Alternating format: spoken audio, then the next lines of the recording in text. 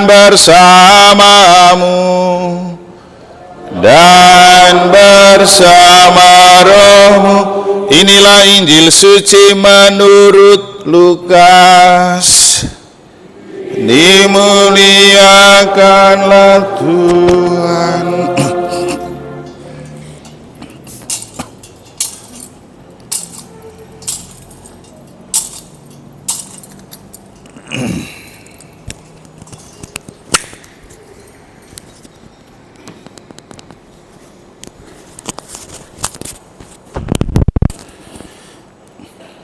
Ketika tiba waktu penyucian menurut hukum Musa, Maria dan Yusuf membawa Yesus ke Yerusalem untuk menyerahkan dia kepada Tuhan, seperti ada tertulis dalam hukum Tuhan.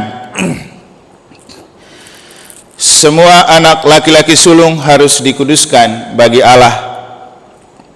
Juga mereka datang untuk mempersembahkan kurban menurut apa yang difirmankan dalam hukum Tuhan, yaitu sepasang burung tekukur atau 2 ekor anak burung merpati. Di Yerusalem ada seorang bernama Simeon. Ia seorang yang benar dan saleh, yang menantikan penghiburan bagi Israel. Roh Kudus ada di atasnya, dan kepadanya telah dinyatakan oleh Roh Kudus bahwa ia tidak akan mati sebelum melihat Mesias, yaitu dia yang diurapi Tuhan. Atas dorongan Roh Kudus, Simeon datang ke bait Allah. Ketika Yesus, anak itu, dibawa masuk oleh orang tuanya untuk melakukan baginya apa yang ditentukan hukum Taurat, Simeon menyambut anak itu dan menatangnya sambil memuji Allah, katanya, "Sekarang Tuhan, berikanlah dan biarkanlah hambamu ini pergi dalam damai, sesuai dengan firman-Mu, sebab mataku telah melihat keselamatan yang datang dari Engkau, yang telah Engkau sediakan di hadapan segala bangsa, yaitu cahaya yang menyatakan kehendak-Mu bagi bangsa-bangsa lain, dan menjadi kemuliaan bagi umat-Mu Israel." Yusuf dan Maria amat heran akan segala sesuatu yang dikatakan tentang Yesus. Lalu Simeon memberkati mereka dan berkata kepada Maria, ibu anak itu, "Sesungguhnya anak ini ditentukan untuk menjatuhkan dan membangkitkan banyak orang di Israel, serta untuk menjadi suatu tanda yang menimbulkan perbantahan, supaya menjadi nyata pikiran hati banyak orang. Tetapi kelak suatu pedang akan menembus jiwamu sendiri." Pada waktu itu ada pula di Yerusalem seorang nabi perempuan, anak Fanuel dari suku Aser, namanya Hana. Ia sudah sangat lanjut umurnya. Sesudah menikah ia hidup 7 tahun bersama suaminya. Sampai sekarang ia janda dan telah berumur 84 tahun. Ia tidak pernah meninggalkan bait Allah, dan siang malam beribadah dengan berpuasa dan berdoa. Pada saat itu juga Hana pun datang ke bait Allah dan mengucap syukur kepada Allah, serta berbicara tentang anak itu kepada semua orang yang menantikan kelepasan untuk Yerusalem. Setelah selesai semua yang harus dilakukan menurut hukum Tuhan, kembalilah Maria dan Yusuf beserta Yesus ke kota kediaman mereka, yaitu kota Nazaret di Galilea. Anak itu bertambah besar dan menjadi kuat, penuh hikmat, dan anugerah Allah ada padanya.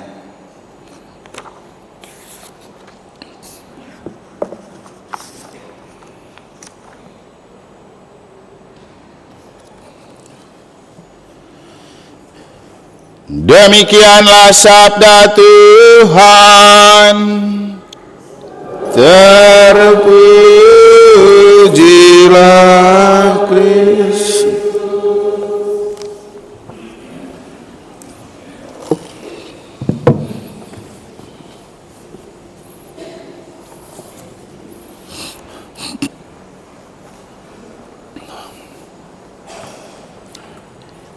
saya minta Pak Ari dan Ibu ke sini. Kan ini keluarga kudus yang waktu itu Bapak patung. Boleh bawa sama Nathan, sama Selin.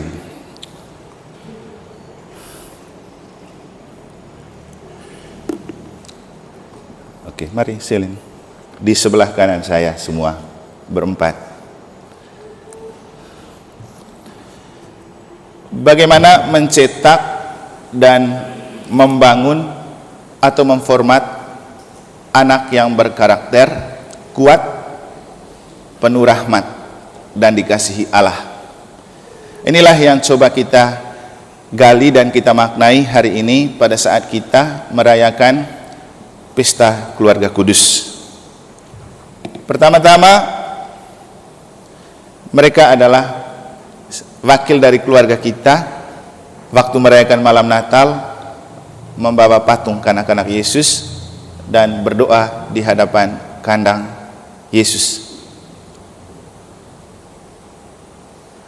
Yang saya amati dan saya lihat, mereka adalah keluarga yang selalu ke gereja bersama, duduk paling depan, anak mereka juga aktif. Selin itu rajin sekali datang mesdinar, bahkan Nathan yang kelihatan mental baja, begini-begini, tapi dalam hal beriman, dia nurut juga. Nah, saya mau meminta kepada Pak Ari dan Ibu Ani pengalaman untuk apa yang saya tanyakan, karena kemarin waktu kita merefleksikan tentang bacaan pertama saat Yohanes berbicara kepada orang tua, khususnya bapak-bapak, orang muda dan anak-anak, dia mengatakan kamu jangan mengasihi dunia, tapi di situ dia tidak menyebut ibu-ibu. Saya memanggil dua orang ibu kemarin, Ibu Anis dan Ibu Esti, untuk memberikan jawaban dari perspektif ibu-ibu, apa yang membuat ibu-ibu tidak dilibatkan dalam pembicaraan Yohanes. Mereka menjawab, kalau dari Ibu Anis, dia mengatakan karena ibu-ibu itu lebih power dari bapak-bapak. Saya mau minta keterangan dari Ibu Anis sekarang, kira-kira kalau ibu-ibu lebih power dari bapak-bapak itu dalam hal apa? Yang kedua, Esti menjawab karena ibu-ibu lebih turut dan taat atau setia daripada bapak-bapak. Nanti Pak Ari bisa membantah apakah ini benar atau tidak dari pengalaman. Pertama, saya berikan kesempatan kepada Ibu Ani. Ibu, apa sih powernya perempuan sehingga dia bisa lebih dari laki-laki atau bahkan mengalahkan laki-laki? Satu kalimat saja cukup. Oh itu. Ke depan lagi. Nah, ke depan lagi. Kamu kan keluarga kudus hari ini. Ya, sini. Anak-anak tetap di tengah. Ya, parik sini. Kayaknya pakai ini. Bagi saya sebagai seorang istri dan ibu, peran seorang suami, power dalam keluarga adalah mendidik untuk anak-anak, terutama kedisiplinan. Saya sebagai seorang istri, walaupun tetap memberikan pendidikan yang disiplin untuk anak-anak, tapi anak-anak masih lebih menurut kepada papanya. Seperti itu. Oke. Terima kasih Ibu Ani. Disiplin adalah kata kunci dan itulah power dari seorang ibu. Memang katanya ibu punya power, tapi ternyata anak-anak lebih dengar bapak. Nah, tentu kata orang di balik suami yang hebat atau suami yang sukses ada istri yang hebat. Ketakutan anak-anak kepada Pak Ari pasti juga karena suntikan dari Ibu Ani. Soalnya bapak-bapak lebih gampang takluk kepada ibu-ibu dan ibu-ibu gampang takluk kepada anak-anak, sedangkan bapak-bapak susah takluk kepada anak-anak. Kenapa anak-anak kalau minta sesuatu lebih banyak ke ibu daripada ke bapak? Tapi kalau bapak minta ke ibu, ibu takluk juga ya. Sekarang Pak Ari. Pak Ari, tips yang Pak Ari punya untuk mendidik anak ini berkarakter Katolik, sehingga mereka juga mencintai gereja, rajin ke gereja, dan juga kelihatannya kalau ke gereja mereka selalu mengambil posisi di depan. Itu apa yang dibuat? Terima kasih Romo. Sebenarnya saya agak malu juga di depan ini karena mungkin belum terlalu bisa dijadikan contoh. Tetapi seperti apa yang Romo tanyakan, bagi saya yang besarnya dulu di daerah yang mayoritas non-Kristen, situ saya sangat menginginkan bahwa anak saya itu kelak akan lebih aktif daripada kami. Jadi kami berdua berusaha untuk memberikan kesempatan yang luas kepada Selin dan Nathan untuk mengikuti aktivitas di gereja, khususnya untuk anak-anak dan remaja, Miss Dinar, dan sebagainya. Kemudian yang kedua, kenapa kami selalu duduk di depan? Karena kami seperti merasakan lebih fokus untuk mengikuti misa dan mendengarkan firman yang disampaikan oleh Romo. Ketika kami di depan itu kami fokus untuk mengikuti misa tersebut, sehingga harapannya selain berkat yang didapatkan lebih banyak, kami juga pulang membawa bekal dari firman yang disampaikan. Oke, seperti itu. Oke, terima kasih Pak Ari. Sekarang Selin. Selin, kenapa rajin sekali datang ke gereja dan mau jadi Miss Dinar? Kira-kira apakah Selin yang mau atau orang tua yang suruh?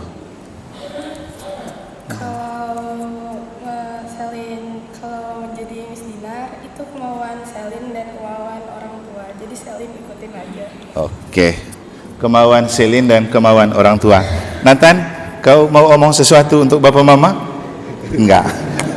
Oke, kita berikan tepuk tangan untuk mereka. Silakan kembali.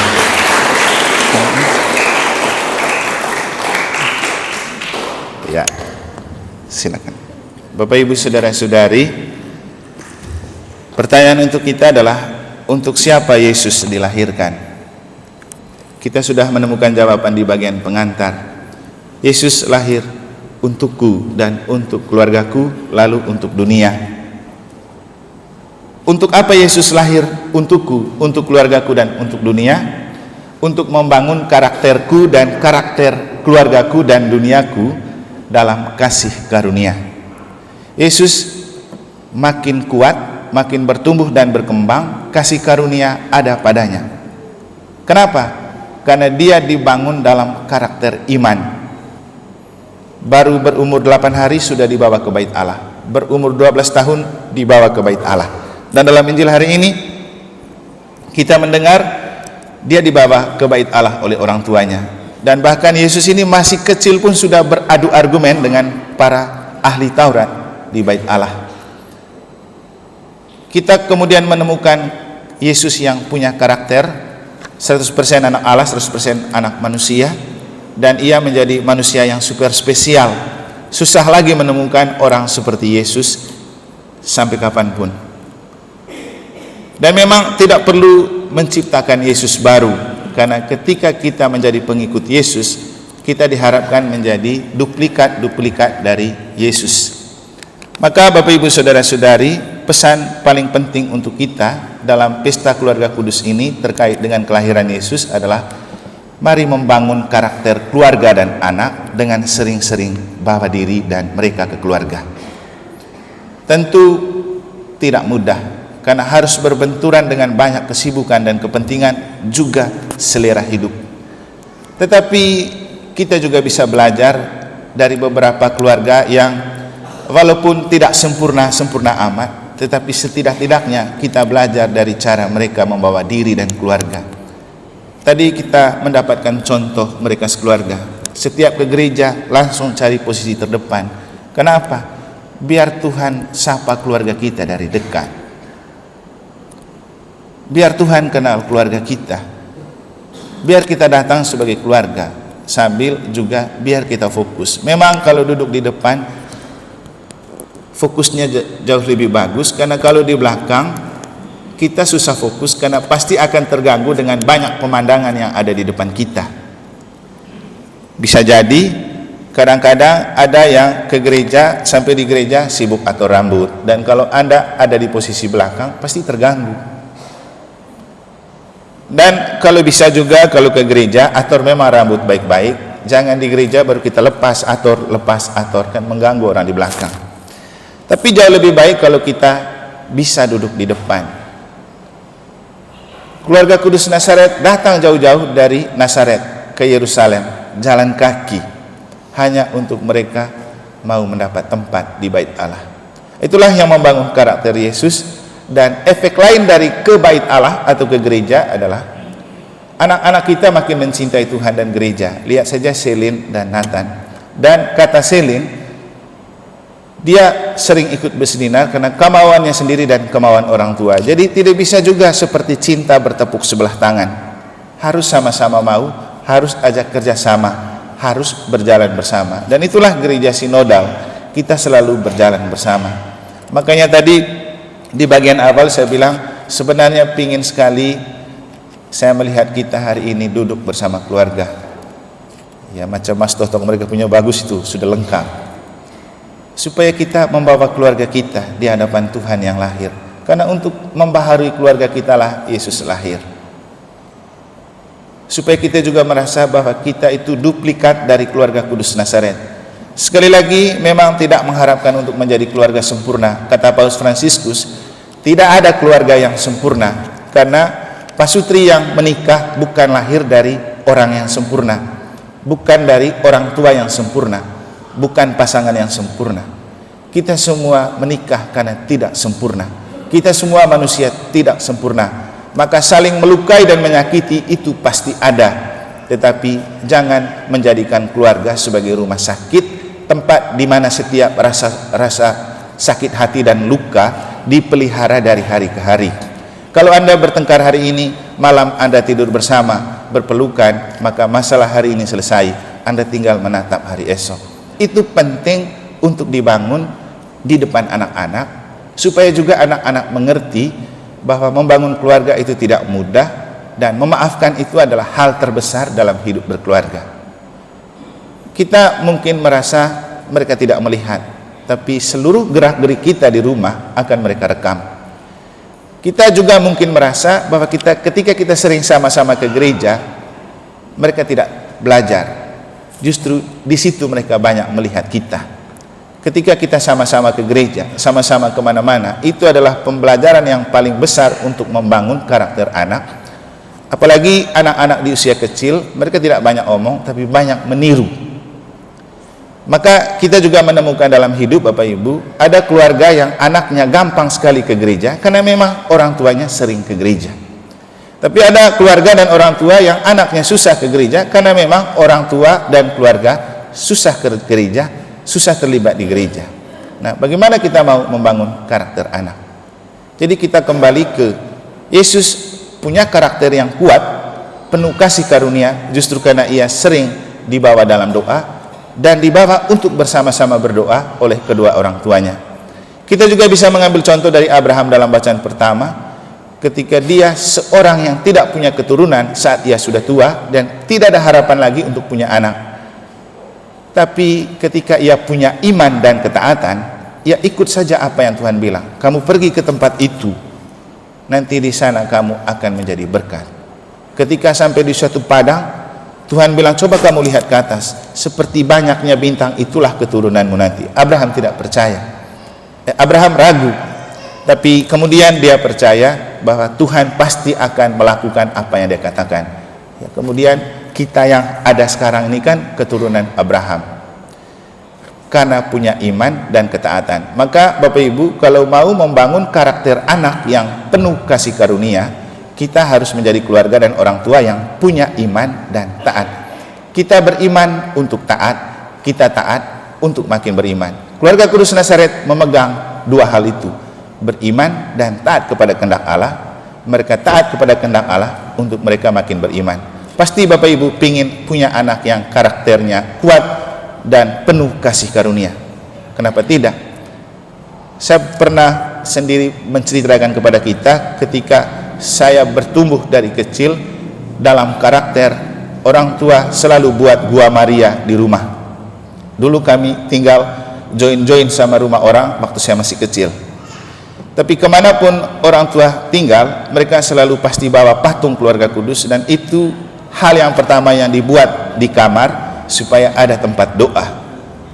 Bahkan sampai berapa kali jatuh dan pecah patung itu, mereka lem untuk membangun keluarga dalam doa dan penyertaan keluarga kudus Nazaret. Nah, itulah yang kemudian membangun karakter kami anak-anak, yang kemudian dalam kenyataan kita menemukan bahwa kita itu rata-rata maulah untuk berdoa, mau untuk memberi diri kepada gereja, sehingga salah satunya anak sulung mereka persembahkan untuk menjadi imam.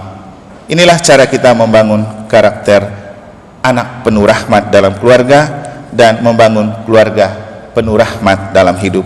Bapak Ibu, saya menitipkan lagu ini untuk Bapak Ibu, bisa diputar dan didengar kembali di rumah Anda untuk Anda maknai begini. Pertama, untuk yang punya pasangan, Anda memaknai lagu ini dan bisa membayangkan pasangan Anda sebagai lawan. Sedangkan untuk yang tidak punya pasangan, bisa membayangkan lagu ini dan menjadikan Yesus sebagai kekasih atau pasangan. Untuk saya, suster, frater yang masih lajang dan bujang, silakan menjadikan Yesus sebagai pasangan Anda pada saat ini. Yang berkeluarga juga boleh melihat Yesus sebagai pasangannya.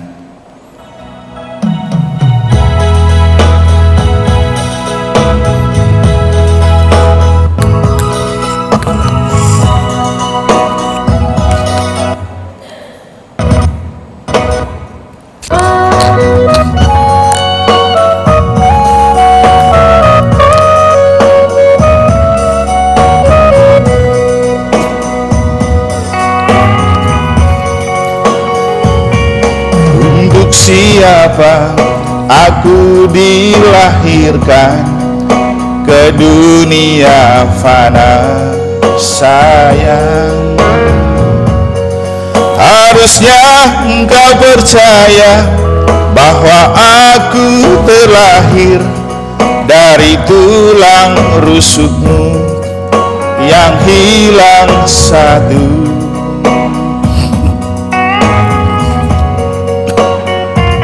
Aduh, ku rindu ingin di sampingmu bercerita tentang Tuhan. Mestinya engkau dan aku membagi rindu sayang, karena engkau tercipta dari tulang rusukku. Boleh yang tahu silakan bernyanyi bersama-sama sambil melihat pasangan Anda. Aku dilahirkan, aku pun tercipta untuk siapa? Aku lahir untukmu, ku tercipta untukmu, kita adalah satu. Ini pertanyaan Yesus untuk kita. Untuk siapa aku dilahirkan? Jawabannya, ku tercipta untukmu. Aku lahir supaya kita tinggal bersama, berjalan bersama, dan jadikan Yesus sebagai Emmanuel, Allah yang selalu berjalan bersama kita. Untuk para pasutri, yakin dan percayalah bahwa pasanganmu bukan pilihanmu. Kalau memakai istilah Yesus, bukan aku yang memilih kamu, tapi kamulah. Bukan kamu yang memilih aku, tapi aku yang memilih kamu. Maka para pasutri, untuk Ari dan Ani, bukan Ari lah yang memilih Ani untukmu, tetapi Yesuslah yang memilih Ani untukmu.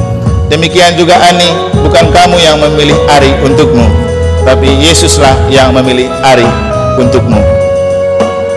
Dan kita semua yang punya pasangan, yang ada di samping dan menjadi teman hidup kita adalah pilihan Tuhan untuk kita. Aduh, ku rindu ingin di sampingmu bercerita tentang kita. Mestinya engkau dan aku membagi rindu sayang, karena engkau tercipta dari tulang rusukku. Ini pasangannya jauh-jauh ya. Siapa? Aku dilahirkan, aku pun tercipta untuk siapa? Aku lahir untukmu, ku tercipta untukmu, kita adalah satu. Untuk siapa aku dilahirkan, aku pun tercipta untuk siapa? Aku lahir untukmu, ku tercipta untukmu, kita adalah satu. Yesus bilang, aku lahir untukmu, ku tercipta untukmu, kita adalah satu. Semoga Tuhan memberkati.